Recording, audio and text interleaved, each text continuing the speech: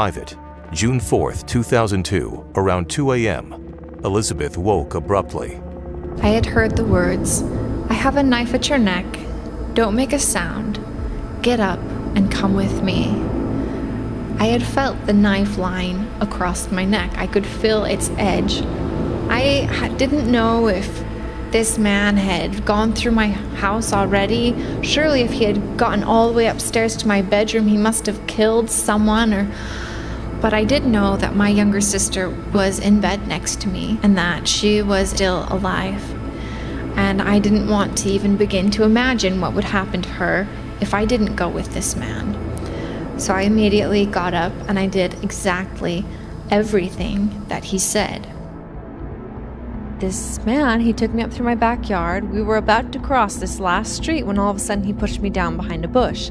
I remember he was holding me down, but I was just able to lift my head up high enough to see some headlights coming down the street, and I thought he must be planning to have a getaway car come and pick us up. And this car was going so slow, but it kept on coming, passed right in front of us and kept on going.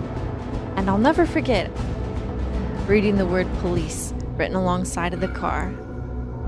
The police car was gone, and now her kidnapper was pushing her onto a steep trail going up the mountain. He was right next to me, holding onto my arm like this, with the knife with me like this. Oh my God.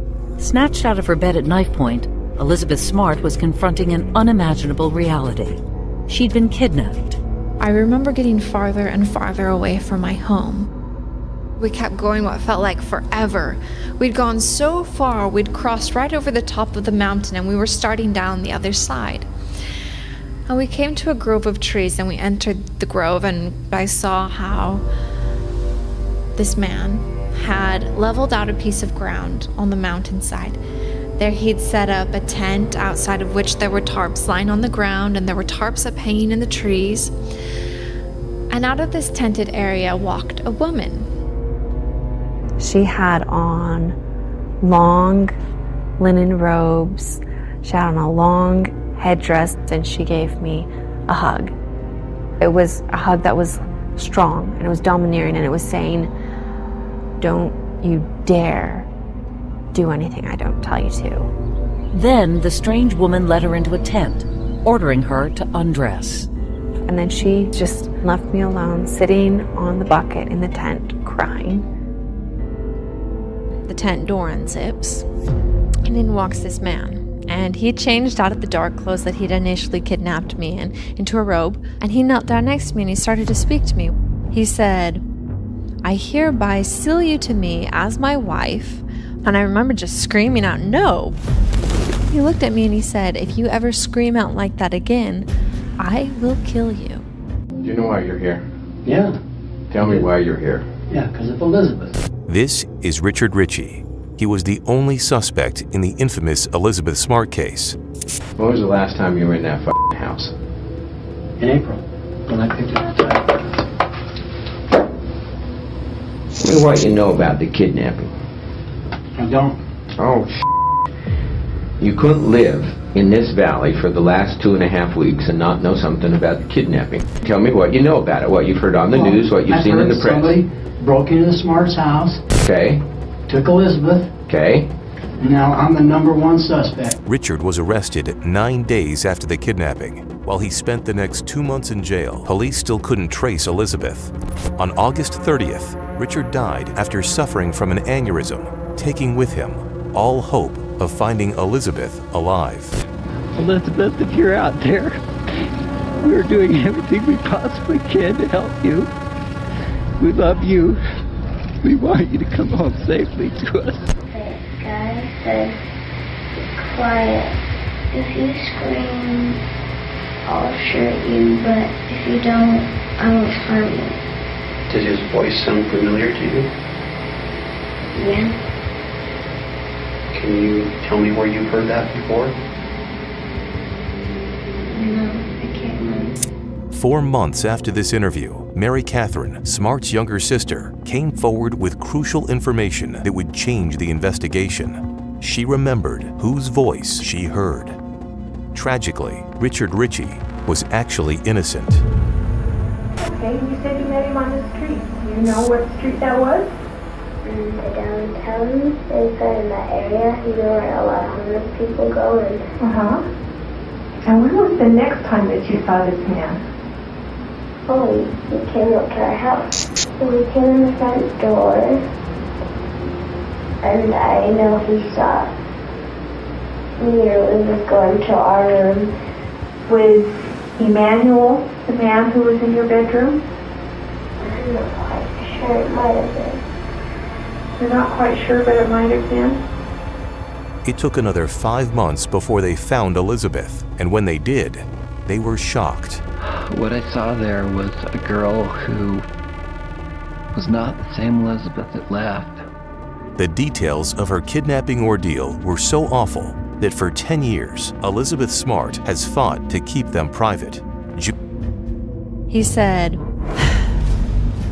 in God's eyes, we're married, and it's time for us to consummate our marriage. I will never, ever forget how I felt, how broken I felt. That even if someone did find me, what was the point? I was useless. I was disgusting. I fell asleep thinking those thoughts, and when I woke up, there was this man kneeling over me again. And this time he had taken a thick metal cable and had wrapped it around my ankle and had bolted it into place so that I couldn't run away. I remember looking at this cable and just wondering, how long would I live for? Would it be a year? Would it be a few weeks? Would it be many years? What if it was so long that I forgot who I was? And that thought really, really scared me. So I started to think of everyone and everything that was important to me.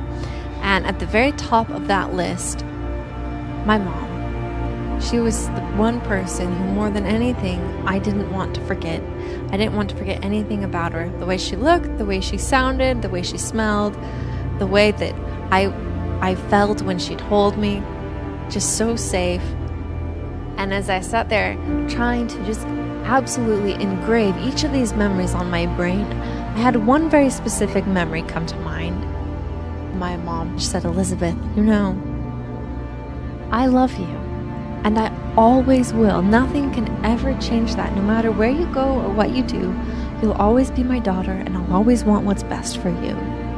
And as I sat on this mountainside, I realized that she was right. I realized that it didn't matter. All of these things that had happened to me, as terrible as they were, it wouldn't make a difference to her. We would still be a family, and even if I died and never saw them again, they would still be my family, and they would still love me. And when I realized that, I knew that I had something worth surviving for. I made the decision that I wasn't going to let these two captors win. I wasn't going to let them take my life from me. I would do everything I possibly could to survive. And I'll never forget the day, 9 months later, we were walking up State Street in Salt Lake City. Yes, could you tell me, is this like how, if I think I see that Emmanuel they're looking for? And all of a sudden, there were police cars pulling up around us, and these police officers were jumping out of the car. And this was not the first time that we'd been approached by police officers. When I got out of my car, I asked them what their names were. They gave me Peter Marshall, Juliet Marshall, and Augustine Marshall. And they came over and surrounded us and started asking questions. And my two captors, they kept giving the answers. This girl standing off to the side really stood out to me because she had this disguise on that just didn't fit. She was wearing a wig, a gray-haired wig, claiming that she was 17 or 18. She was the only one out of three wearing some sort of disguise. Marcy, she immediately clamped her hand down onto my leg, and in my 14-year-old mind, I just knew that if I did anything or said anything, that I would be killed, and then they'd go after my family. She then said something like, I think you know who I think I am, but I'm not that person. And the officer started asking me questions, and there had been a whole backstory prepared by my two captors that they told me I should say if I was ever questioned. And so I started giving those answers because they were standing right next to me. So at one point I could see her t-shirt actually moving. Her heart was pounding very fast in her chest. Her eyes welled up with tears. You could tell she wanted just to physically say it. And then one of the officers, he said to his other officer, she's just too scared. We need to separate her from them. She can't answer with them right there.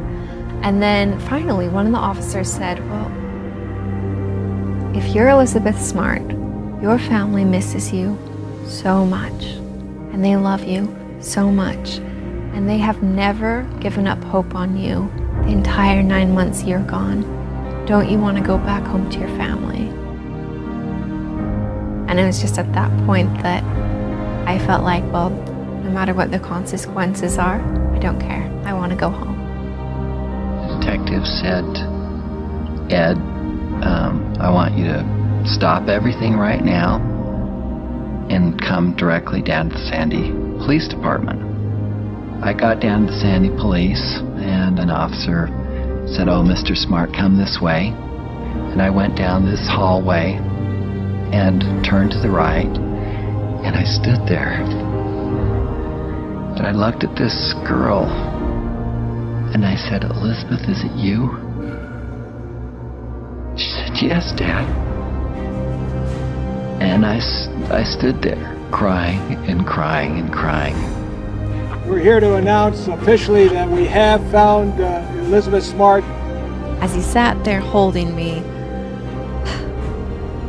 it was the happiest moment of my life. And I just knew that whatever lay in front of me, whatever might happen, it was going to be okay, because no matter what, my dad was going to be there. I knew it was going to be okay. She's sharing her story to help other victims of abuse, hoping that even with all its terrible details, it will help them move on, just like she has. I want to reach out to those survivors and those victims. I want them to know that these things do happen, but that it doesn't mean that you have to be defined by it for the rest of your life. You can move forward and you can be happy.